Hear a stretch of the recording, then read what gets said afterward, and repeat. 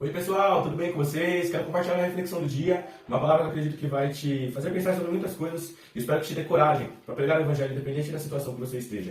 Vou ler para vocês o livro de Atos, capítulo 7, do versículo 51 ao 60, que diz assim: Homens teimosos e incircuncisos de coração e de ouvidos, vocês sempre resistem ao Espírito Santo. Vocês fazem exatamente o mesmo que fizeram seus pais. Qual dos profetas os pais de vocês não perseguiram? Eles mataram os que anteriormente anunciaram a vinda do justo, do qual vocês agora se tornaram traidores e assassinos. Vocês que receberam a lei por ministério de anjos e não aguardaram, ao ouvirem isto, ficaram com o coração cheio de raiva, rangiam os dentes contra ele. Mas Estevão, cheio do Espírito Santo, fitou os olhos no céu e viu a glória de Deus e Jesus que estava à direita de Deus. Então disse: Eis que vejo os céus abertos e o Filho do Homem em pé à direita de Deus. Eles, porém, gritando bem alto, taparam os ouvidos e unânimes avançaram contra ele. Expulsando-o da cidade, apedrejaram. As testemunhas deixaram as capas dele aos pés de um jovem chamado Saulo. Enquanto apedrejavam, Estevão orava, dizendo: Senhor Jesus, recebe o meu espírito. Então, ajoelhando-se, gritou bem alto: Senhor, não os condenes por causa deste pecado. E depois que ele disse isso, morreu. Irmão, essa passagem aqui, ela é bem forte, mas ela nos traz um ensinamento muito importante, principalmente para os dias de hoje. Porque Estevão era um homem cheio do Espírito Santo. Ele estava seguindo a Deus, sendo fiel a Deus. E por ser um homem cheio do Espírito Santo, ele não teve medo de defender a verdade. Ele não teve medo de defender que Jesus era o Cristo, era o Messias, era o Senhor.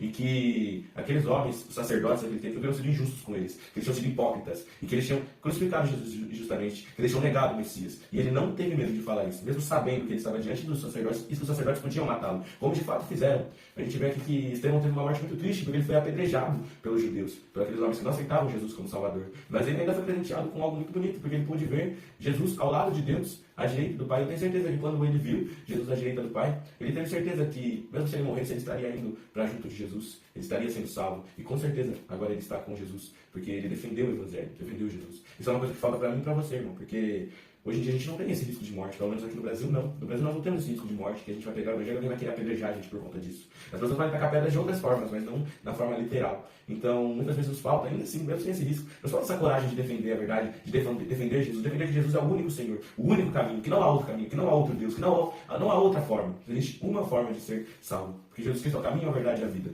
Então, irmão, eu e você precisamos ter essa coragem de defender o Evangelho, de defender Jesus, de ir contra o que é errado, de denunciar o pecado, de ir contra o pecado, não com ódio, não com raiva, não por meio de brigas, de discussões, não dessa forma, mas com amor. Defender o Evangelho com amor. Falar a verdade, porque falar a verdade também é um ato de amor, mesmo quando é difícil para outra pessoa ouvir. Isso é um ato de amor. Estevão aqui estava falando a verdade para aqueles homens, como um ato de amor, porque Estevão queria que aqueles homens se convertessem. Infelizmente eles não se converteram, mas ele fez a parte dele. E eu e você precisamos fazer a nossa parte, que essa palavra possa te encorajar a falar de Jesus para as pessoas e a pregar o Evangelho. Que ele abençoe a sua vida. Amém.